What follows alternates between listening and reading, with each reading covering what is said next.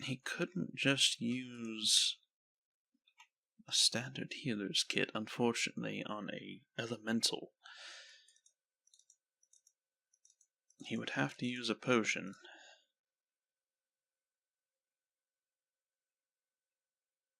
Curious to see what level that would need. That clearly wasn't even close to enough. The potion mended some of the wounds and damage, but by comparison, it clearly needed much higher level spell healing. Critical, perhaps? That had much more impact. If possible, he wanted to avoid using the more potent potions in his arsenal. He knew how to make more now, thanks to the alchemy he'd studied within the laboratories, but that didn't mean he wanted to just waste the resources. The shadow var kept appearing,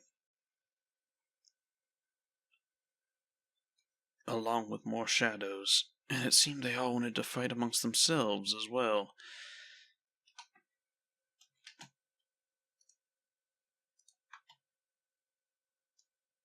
Though wary, he decided to use his spells. And luckily it appeared that one worked as well. So only the magic missile itself struggled. That was worth noting. Victor had to wonder if there was a connection, perhaps, between the Shadowvar and the Shadow Fiends themselves. If perhaps the Shadowvar would eventually become these shadows, and that is why the Shadow Fiends themselves acted almost as undead did. Perhaps they were lost souls trapped within the Shadow Realm. And eventually, you would deteriorate and become nothing more than, quite literally, a shadow of your former self.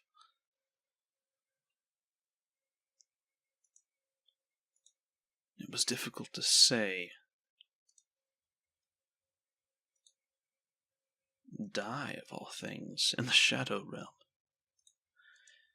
Well, Victor can certainly say he didn't expect that. As the bodies faded into the shadows, Victor felt less and less guilt on his decision. It was clear that they were not of their right minds, and especially with how many kept forming. It reminded him greatly of when he'd been fighting them during Undrentide's fall.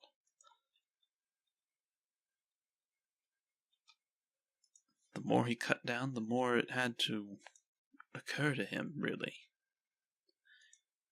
They felt like mere shadows of what they had been. Numerous, unending. He was making the right decision. It was also for his own survival. It couldn't be helped. The fact they fought amongst themselves made it even more apparent they were not of their right minds, if they even had proper minds left.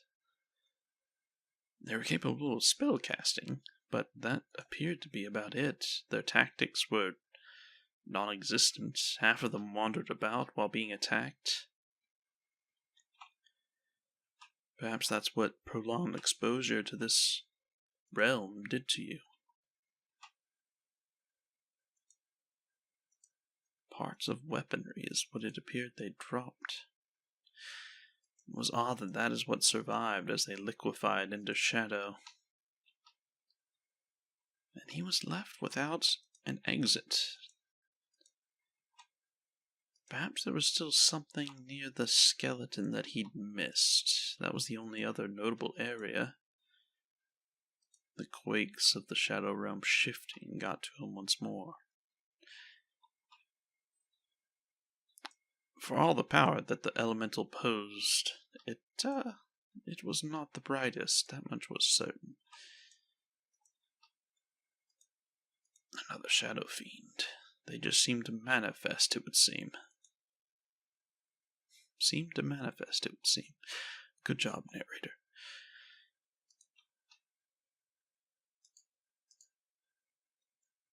elemental was suffering a little bit on the ability to properly attack. Perhaps the shadows had actually gotten to it a bit. They'd sapped the creature entirely of its power. Unfortunately, well, perhaps. Victor wasn't entirely certain what he could do for the creature beyond unsummoning it and resummoning it. But his staff hadn't recharged yet, though there was no subject of time and day in this realm.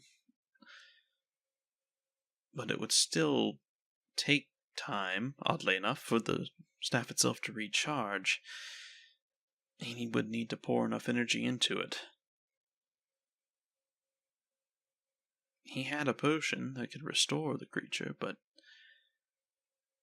frankly, it wasn't really worth it. He seemed to be handling them well enough on his own, even without his spells enchanting him. And if it was just going to drag itself around, it was going to be more of a liability than a benefit.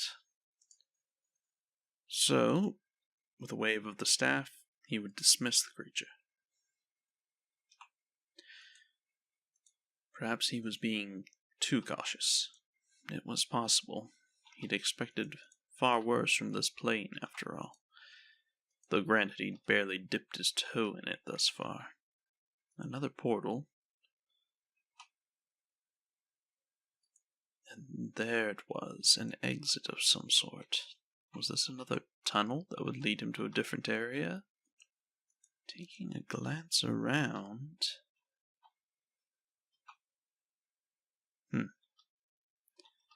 A forest of some sort. Almost a winter forest? It seemed like snow covering the ground. That was difficult to tell in the darkness. A set of glowing bones, more quaking as the realm itself shook around him. It was colder here as well. He was wary of the glowing... Damn it! More Shadowvar, and these were openly hostile. That basically clarified that he was correct. They were all hostile still, they just had lost their minds to the dimension.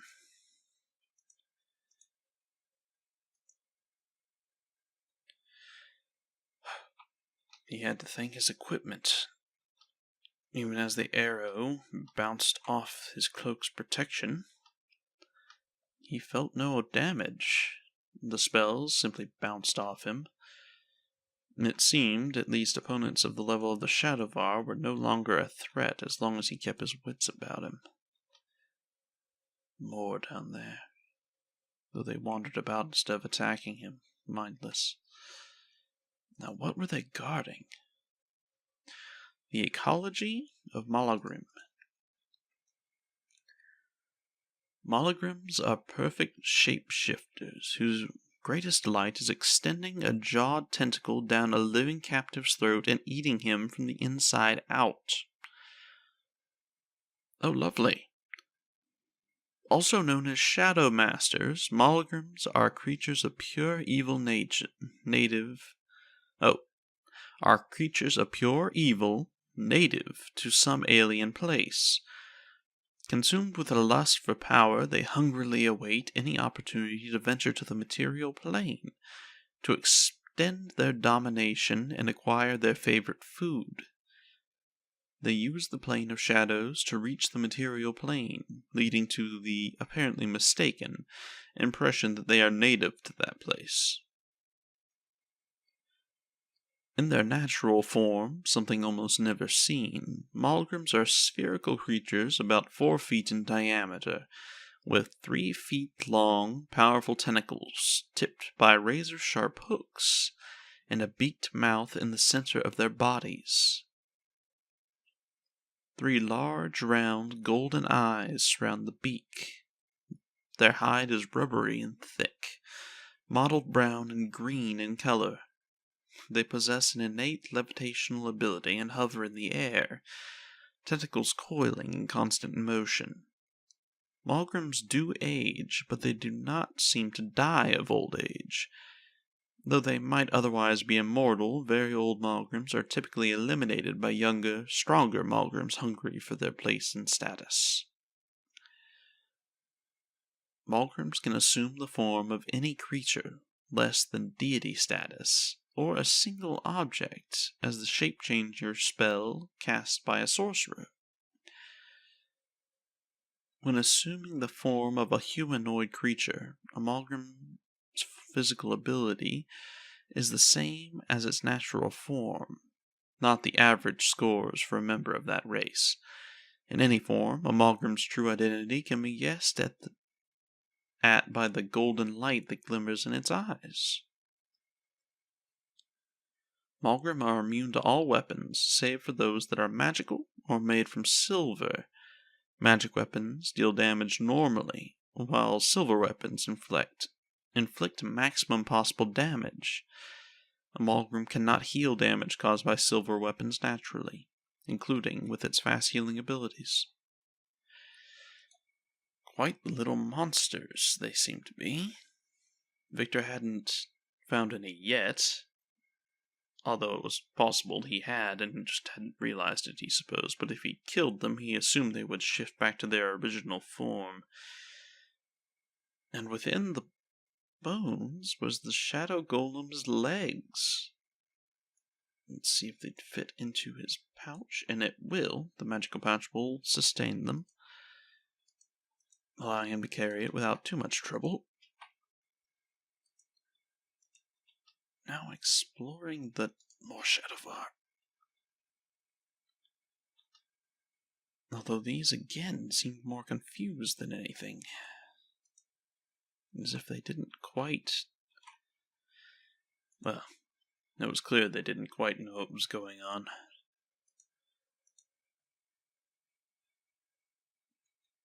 Well, it was time to test another theory he had.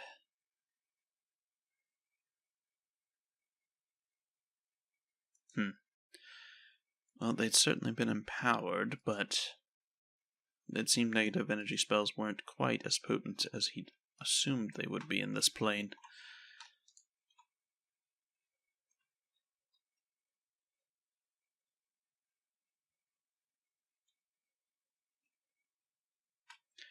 Thankfully, he didn't seem to really need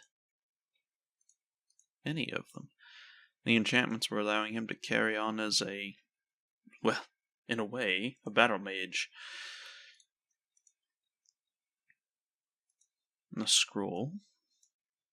Not an overly useful one, mind, but it was a scroll. He could include it into his collection. And of course, it seems Victor's leveled up. Now, I did contemplate the idea of giving Victor some fighter levels, but I didn't think that it fit just yet.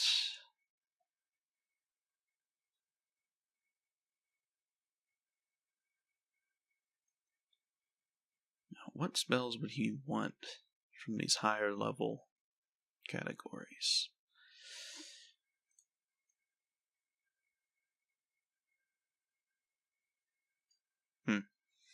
Spell Mantle's still a really good one. Summon Creature is an excellent one, though. I think he'll really want that.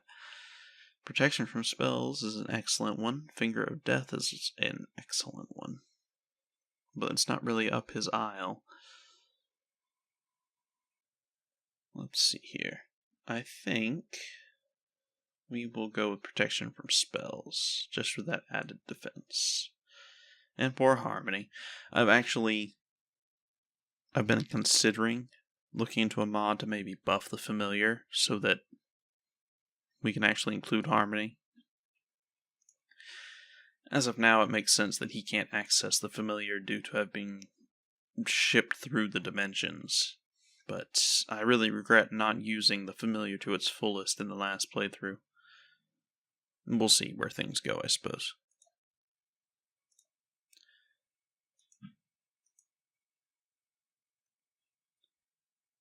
Now, with his abilities having increased just a bit, maybe he was finally acclimating properly to this dimension. He felt a little bit more confident, and he also stumbled upon a cave and a waterfall of some sort.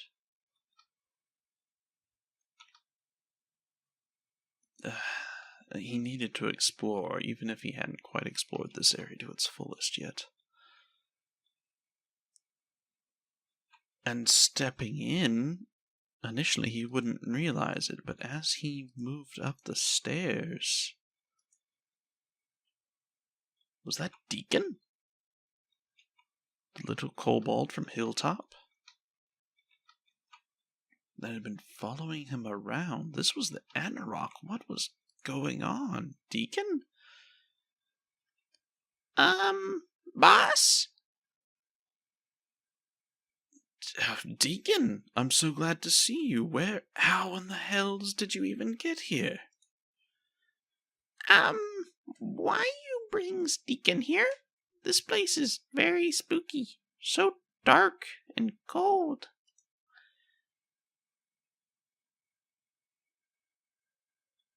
And the intrepid hero stepped into a realm of darkness and shadow.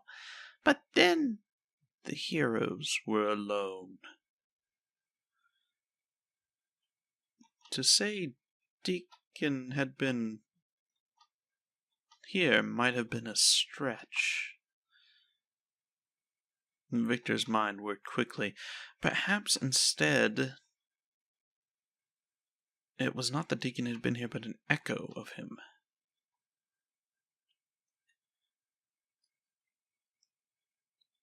As the shadows around him suddenly quaked violently, the material world bleeding into the reality of the shadows, Victor made the connection of what was going on.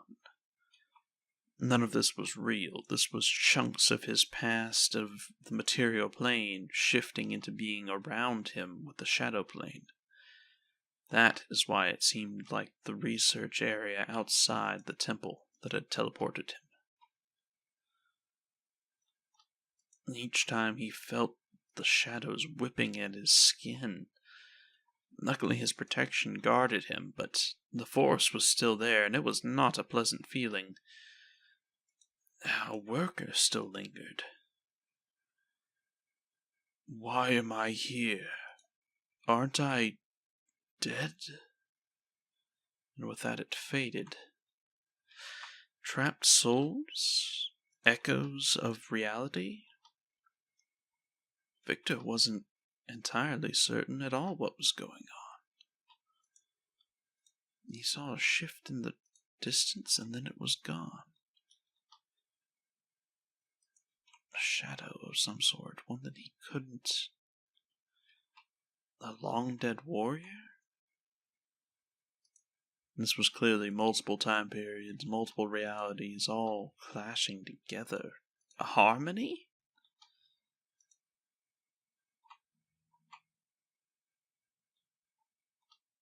Yes, this was clearly not normal, to say the least. Right, he needed to put this out of his mind and focus. The shadows kept whipping around him, so clearly he needed to get an exit. This might be that. Wisps. Damned things. And a spectre of all things as well. Luckily, spirits were going to have a rough time against him with the staff he had managed to create with that shadow forge. Oddly, it seemed the shadow itself could also attack. It appeared to be attacking the wisps. And then it was gone.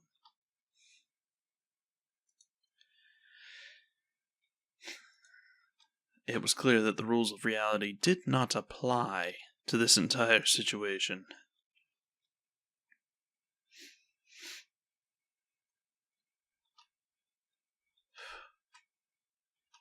the last one struck down, Victor was able to climb up the steps and discover what this would lead to next.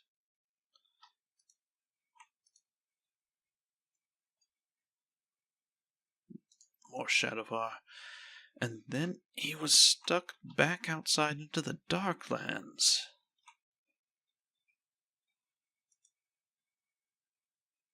Certainly odd and incredibly dark. A forest of some sort. It was difficult for him to see while he was mid-combat. But that's certainly what it appeared to be. Another portal rotated around.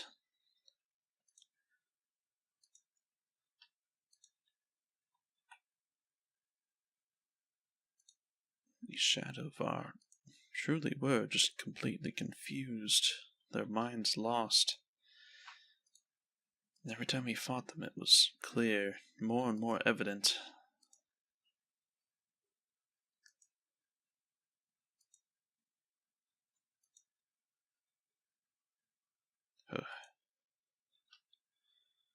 There was the portal. He couldn't really see anything else, though. Couldn't tell what was still around him. Hello everyone, and thank you for watching. If you'd like to see future content, be sure to subscribe and hit that bell notification icon. If you'd like access to bonus content, such as special privileges on my personal Discord, extra information on my stories and world building, or perhaps simply wish to support my work here, please consider becoming one of my patrons on Patreon. Thank you for all your time, and I can't wait to see you in the next chapter of our story.